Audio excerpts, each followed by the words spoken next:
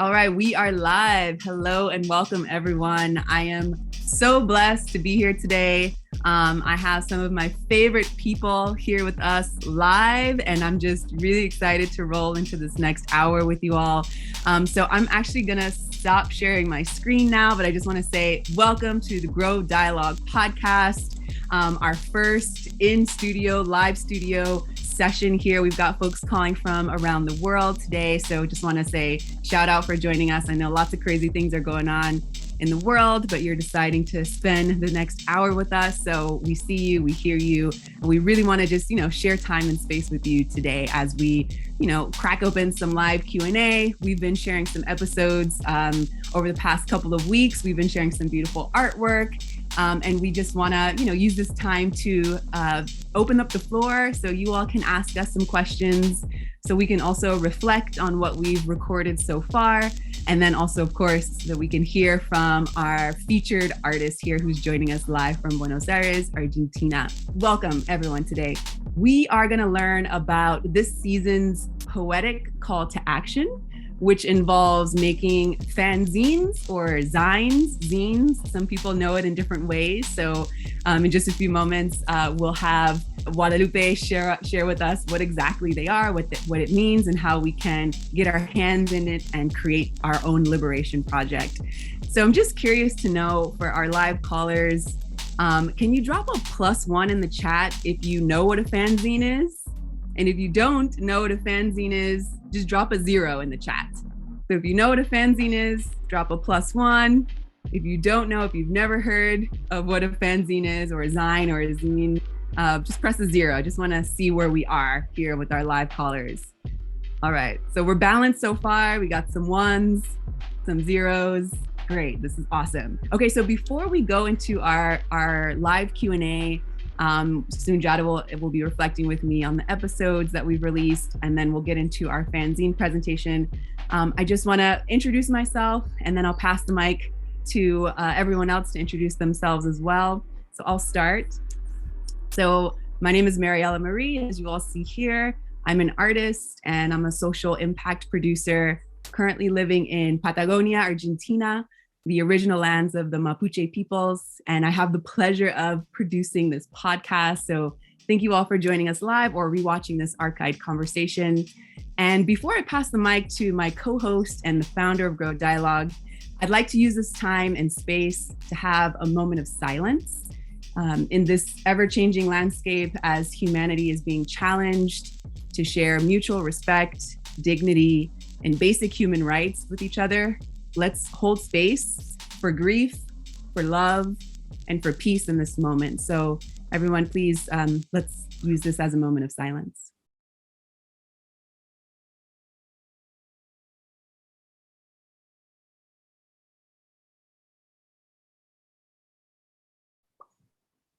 Okay, thank you. Thank you for that. So now I will pass the mic to Dr. Sunjata. Just, introduce yourself for those who might not have heard the podcast yet, or who have not had the opportunity to learn about you, through your various social medias and all the beautiful content you post online. Awesome. Thank you, Mariella. Thank you for putting together this wonderful live Q&A for individuals who are following our efforts. And thank you to all the people who joined. Thank you to all the live audience for our first live Q&A for the podcast, the Grow Dialogue podcast. This is really exciting. And very briefly, I'm Sunjata.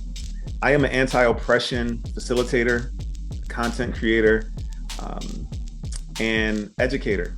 And I do that in several ways, in podcasting, writing, speaking, facilitating, training, coaching, etc.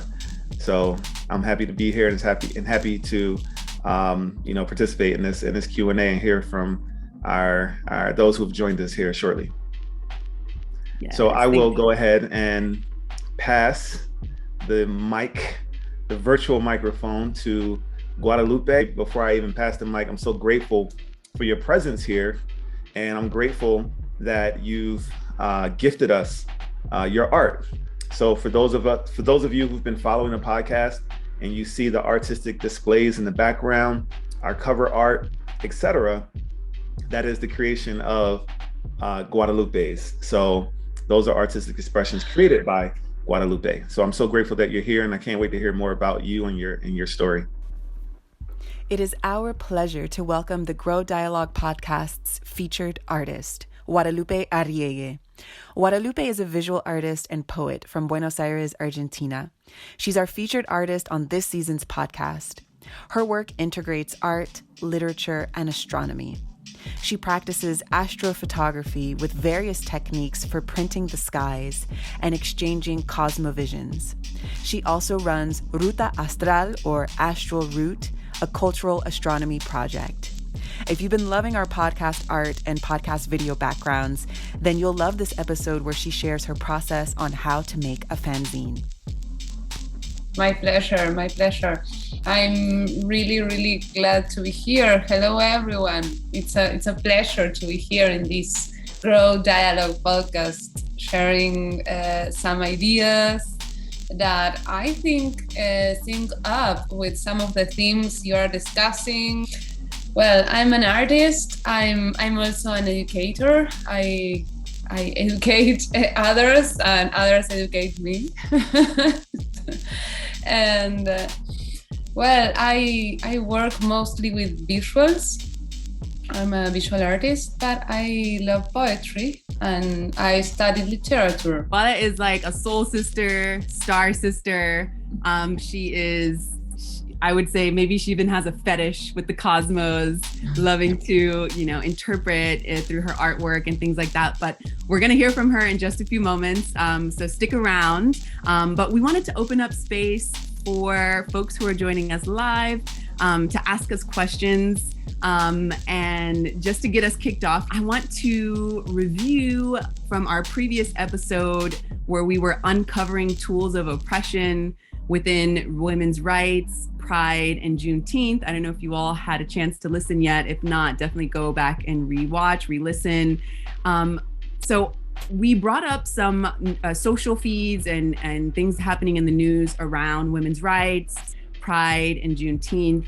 And we were dissecting them a little bit and reflecting on them, finding tools of oppression that were either being used in these posts and in different ways of people, thinking and seeing the world. Also seeing if tools of indivisibility could be used in order to, be more collaborative and just more come to a better understanding of each other. So before we go deep there, Sunjata, for folks who don't know what theory of indivisibility is, if they have not heard the podcast yet or looked at your website, can you give us a brief overview of theory of indivisibility and why it's important to you? Sure. So the theory of indivisibility is both an aspirational declaration and an anti-oppression framework for social sustainability. And I created it with the hopes that it'll inspire and provide guidance to all who endeavor to do their part towards ending all forms of oppression and creating socially and environmentally just and sustainable relationships and communities all over the world. So that is the spirit, behind it, and the overarching statement of why it was created and what it was created to do. It's important to me because I love people. It's because I love y'all, see? And it really just stems from that. It stems from my love for people and my desire and my belief in people, my belief in humanity, that we can live indivisibly, that we have the capacity, we have the ability, if we were to just shift our, continue to collectively shift our ways of thinking and relating with one another, and also having a willingness to learn new skills. I see a path clearly, even through all the polarization and all the divisiveness and all the the isms and the prejudices and the privileges. I see a clear path towards indivisibility. So, this theory of indivisibility was me writing out that path as I saw it. Awesome. Thank you. Thank you. So I'm going to pose to our live listeners and our live callers here today, or for those even who are rewatching this, let's take a moment to pause and think of maybe there's one social media post, or maybe there's one headline in the media that you've come across recently that you can bring to today's conversation, and we can together see if there are tools of oppression happening in that article or in that social media post, and also maybe see if there's some tools of indivisibility. To help our live audience contemplate, Sunjata shares his screen, revealing an infographic that lists some of the tools of oppression, as well as some tools of indivisibility. You can find the link to this infographic in our show notes to follow along with us. So, as you'll see here, I broke down from human social systems, which are, any formal role, status, idea, or label created by humans that can form a stable grouping like words, language, cities, laws, family, community, economics, politics, race, gender, etc. These are all social systems. These are human-made systems, and human-made systems are social systems. I contrast that to, natural systems, which are trees, humans, animals, lakes, oceans. Those are natural systems. So now when you talk about social systems, they can either be rooted in tools of oppression or rooted in tools of indivisibility, as I've drawn it out here. And some of the tools of oppression, Mariella, you asked me to label tools of oppression. So power over and control, as you see here, is one of the primary tools of oppression. It's the one, through my research, I spent months researching human societies and how they evolve. And our politics, our relationships in terms of how we relate from man to woman, from adult to child, from person of privilege to people of non-privilege, etc., from wealthy to impoverished. All those things are rooted in power over and control. And there's a clear thread of that throughout history. I also list out things like fear, scarcity, the idea that there's not enough for us all, dependency, standardization being the idea that, there's one size fits all solutions to problems, or that there's this, one person in power or groups of people in power who can make standardized decisions that impact the masses, and think that it's going to somehow, let's say, satisfy the masses. I'll leave that there. I can go so many directions. But moral judgment, that's a huge one. We show up in the world in a lot of different ways. We have different beliefs, different values, different needs, different likes, different passions. And some of those are steeped in moral judgment. And what that does, unfortunately, it oppresses people who don't fall in line with those morals, who grow up and find that their natural ways of living and being and doing are outside of what's considered morally just. So people have to grow up feeling othered, feeling like outsiders, or worse, actually being labeled and judged in those ways, verbally or physically or violently. Competition, the idea that, again, we can't do things together and share, that we have to constantly be in competition with one another, and nature, and etc. Laws, conditional love, lying, exclusiveness. I can go on, and I won't take any more time, but these are some of them, and I'm sure there's more tools of oppression that exist based on how our current social systems have dominant culture, social systems in terms of dominant culture have evolved. I love that, Sunjata. And I want to see from our live audience now, does anyone have anything to add to the tools of oppression here? That, because Sunjata said, of course, there are more. So maybe something comes to mind that you can bring to the conversation today, or maybe one of these on the screen here really calls your attention that you see happening. So please drop that in the chat. Would love to hear from you all. Okay, so Chris in the chat wrote, I've been spending time in autistic spaces. Today in one of those spaces, someone pointed out how oppressive it is to ask people who can't use words to do so when they are in survival mode. I say use your words to young kids far too much. Thank you for that perspective, Chris. Yeah, that's interesting. I can imagine how stressful and oppressive that may be for young people who struggle to use their words, in that way. And that's not a context that I've thought about in that way. So thank you for sharing that.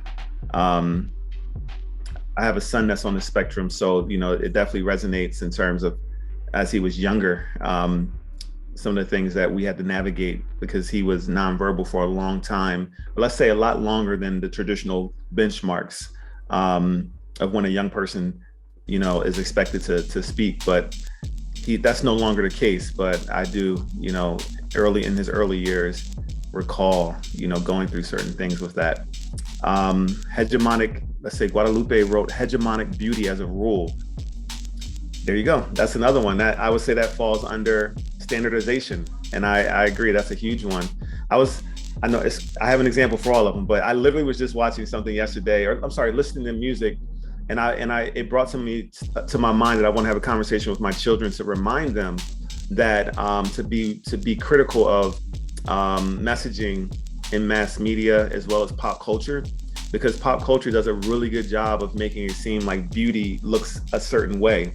And one of the things that I noticed is that, in movies and all the movies that children love, the Marvel is really huge nowadays. You very rarely see, people outside of the standard beauty model in love scenes, or, as the love interest, the romantic interest of the superhero, or et cetera. It's very standardized in terms of the way these people look, their body shapes, their gender, how they present in terms of gender, or sexuality, and all these various things are very standardized. And that's something I want my children to continue to have a lens to just be wary of, and understand that, it's not the full picture of what happens in the real world, and to question why. Matthew wrote heteronormativity, marketing, award ceremonies, climbing the ladder to success, et cetera, et cetera.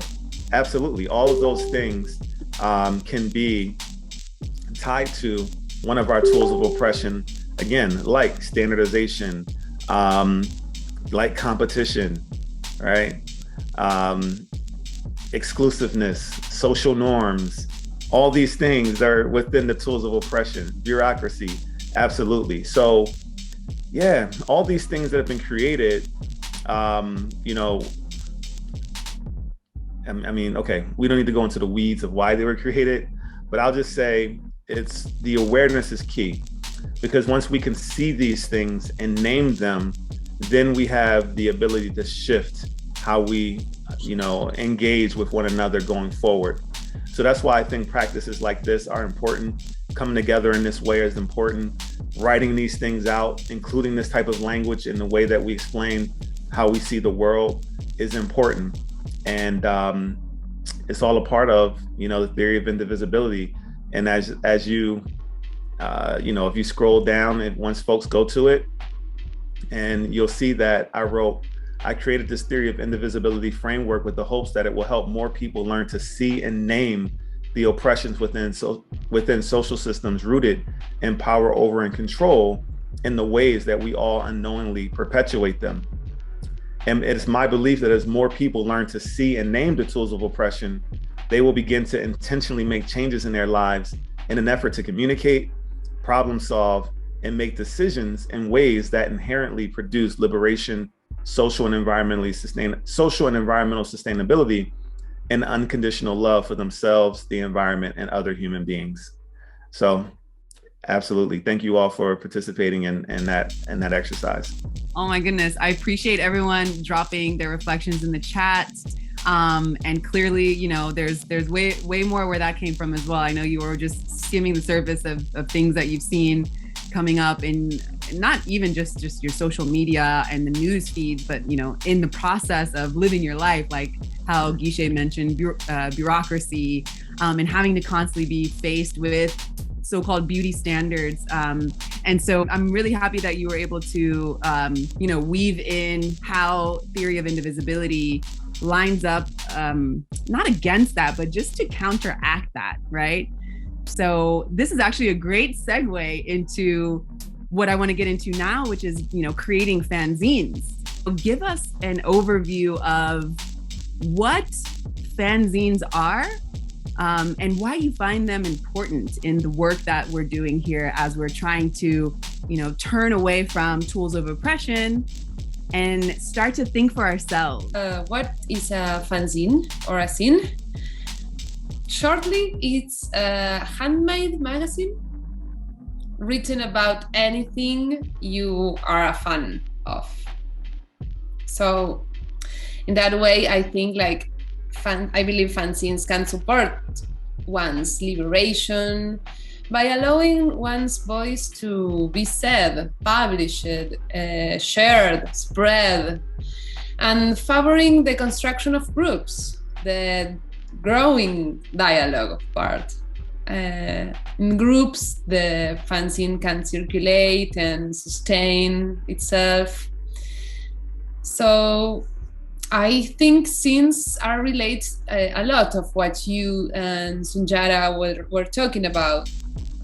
So, and because I'm in love with the sky, I love astronomy, and scenes are very related to astronomy. So here is the first scene I would love to share with you, which is considered the first fanzine in history. Guadalupe shares her screen to reveal images around what is considered the first fanzine in history.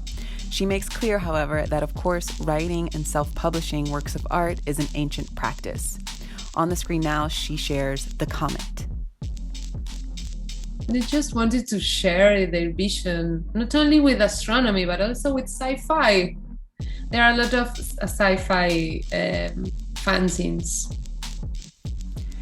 She also shows us a boutique batch of fanzines that she created as it relates to decolonizing time, space, her body, her emotions, and her thoughts. Guadalupe loves looking up at the skies to get her fanzine inspiration from one of nature's most impressive systems, the cosmos, astrological bodies in space. Check out the video version of this podcast to see these images of her process, which include some images that she archived while walking down the streets of New York City. I like to say they are my personal scenes, Sometimes they are for sharing, sometimes they are only for understand what I'm doing, maybe like a diary, a work diary. And when we were in quarantine in 2020, I started to do this practice of making lunar calendars, which the idea is to work with not only the normal monthly calendar, but the lunar one, which is looking at the moon cycle and writing down in each day physical and emotional thinkings. I love this because if we often talk about decolonizing just our thoughts, everything, and to check in with yourself based on the cycles of the moon. It's already coming out of a way of thinking, as it relates to, let's say, the Gregorian calendar, or as it relates to a certain way that we measure time. So I love that you are basically measuring time on your own within yourself and putting your hands into it, checking in with your emotions, with your body, with, people around you. And actually something that you say about, it's not necessarily for the masses. I think that's also decolonizing things, because oftentimes people, one of the big questions that a lot of business owners and people say, like, how can we reach the most amount of people and get the maximum and the growth and the this and the that? It's like, what if it's just one person that is moved by it? For me, that's a job well done, versus we need 1 million people to pick up the magazine or the fanzine and, give us the money. It's like, yeah, I would love to hear you reflect on that. Yes, I agree, of course. As a photographer, I used to think I want my photos to be printed in, millions of different papers, support and everything. And nowadays, I think more like when you work with your garden, Guadalupe goes on to say that it's important to listen to whatever is needed and to give each creation or each zine its own time to develop. To take time to explore what you want to share, to have fun while doing it, and to collect inspiration from anywhere. She continues to share her screen to show recent inspirations that she's collected for her series called Sky Readers, the same ones that we're using here for the podcast cover art and in our interview Zoom rooms. So as you pull up your next images, voila, I want to just point out some things happening in the chat. A lot of people have been throwing up the emoji hearts as they're seeing your photos and hearing you speak. Matthew was saying that, wow, it's so powerful, so moving, just this whole process. We had some questions come up in the chat regarding how to put the images, words, thoughts, etc. together after collecting them for our fanzines.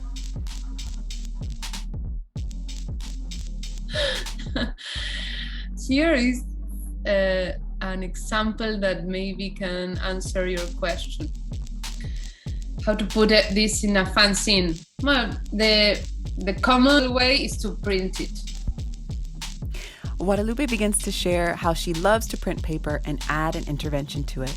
Here she shows an example of her process, taking a blank piece of paper and splashing and dripping black ink to cover the paper in random ways, not looking for a specific image, just putting the ink on the paper, and later connecting those dots of ink with lines to form her own constellation patterns.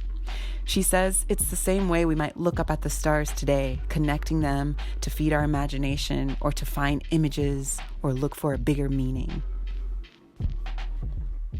Guadalupe begins to show another way of using this printing technique to print off images and leave blank spaces around those images in order to add your intervention. She adds that using your intuition at this point is really helpful.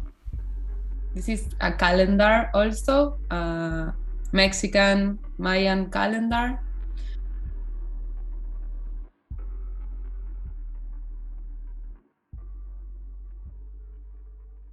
I'm thinking just now, looking at this, the first image that you shared, oftentimes I reflect on how much I don't know about my ancestors.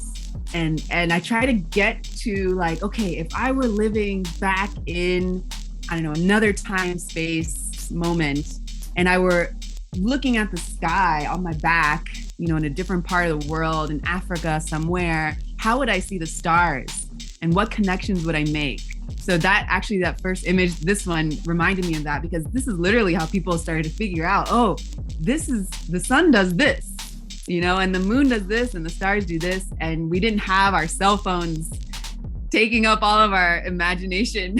Sometimes in that moment, you know, bringing me back to, if I were living just 7 generations, let's say, in the past or more, how would I see the sky? And it's just like getting whatever I think the stars are, whatever lines someone else connected for me, I can create my own dots and make my own connections. So I love that you're putting this here as an example. Yes, it's the same idea. And the important part of naming, no, what you were talking in the last episode, like putting in words.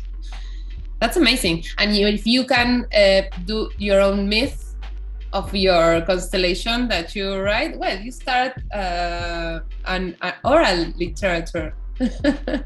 Absolutely. And looking at some of these other images, leaving the blank space, you know, if you're printing something or drawing something and leaving a blank space for intervention, something that comes to mind immediately for me is like, I have so many to-do lists everywhere.